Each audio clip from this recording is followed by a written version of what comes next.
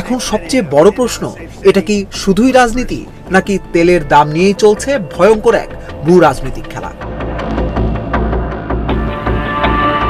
গত কয়েক সপ্তাহ ধরে পুরো বিশ্ব এক অদ্ভুত বিষয় লক্ষ্য করছে। যখনই ট্রাম্প চুক্তির কথা বলছেন, বাজার কিছুটা শান্ত হচ্ছে, আর যখনই তিনি ইরানকে হুমকি দিচ্ছেন বা শান্তি প্রস্তাব প্রত্যাখ্যান করছেন, তেলের দাম সঙ্গে সঙ্গে লাফ দিয়ে উপরে।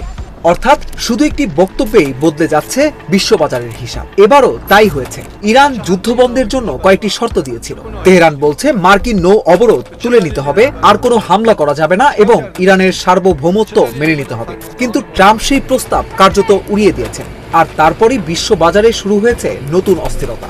কারণ হরমুজ প্রণালী এখনো কার্যত অচল। বিশ্বের প্রায় 5 ভাগের 1 ভাগ তেল যেই পথ দিয়ে যেত, সেখানে এখন যুদ্ধজাহাজ, ড্রোন আর সামরিক উত্তেজনা। সম্প্রতি আবারও ড্রোন হামলা হয়েছে উপসাগরীয় অঞ্চলে। কাতারের কাছে একটি কার্গো জাহাজে আগুন লাগে। সংযুক্ত আরব আমিরাত দাবি করেছে তারা ইরান থেকে আসা ড্রোন ভূপাতিত করেছে।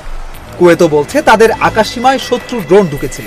অর্থাৎ যুদ্ধবিরতি থাকলেও বাস্তবের পরিস্থিতি এখনো বিস্ফোরণের কিনারায় দাঁড়িয়ে। আর এই অস্থিরতার সবচেয়ে বড় প্রভাব পড়ছে তেলের বাজারে।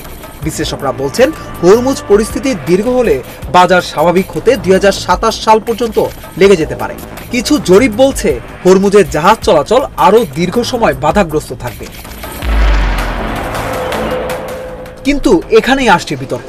কারণ সমালোচকরা প্রশ্ন তুলছেন, ট্রাম্প কি সত্যি শান্তি চান, নাকি চুক্তি আর হুমকি এই দুইয়ের মাঝখানে দাঁড়িয়ে তেলের বাজারকে চাপের মধ্যে রাখছেন? কারণ যুদ্ধ যত দীর্ঘ হচ্ছে, ততই বাড়ছে বড় বড় জ্বালানি কোম্পানির লাভ।